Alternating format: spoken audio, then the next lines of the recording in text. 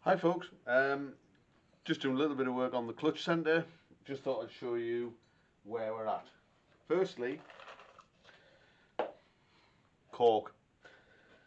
I punched all the cork friction material out. That's what it looks like. It looks like bits of wine bottle that have been pressed in.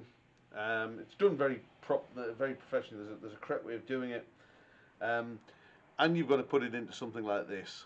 This is the plate. There's not a lot to it, so you can see why, rather than putting all of these holes in, we're going to bond the material to each side.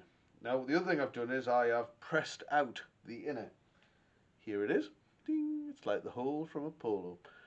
That presses in, and the way that it's designed is that it's pressed in and then the edges are just folded over to hold it into place. So that stops it coming out. So this has made it really useful because the new sprocket we're going to machine, we'll press this in, and we'll probably do something similar. Just leave a little bit on, fold it over.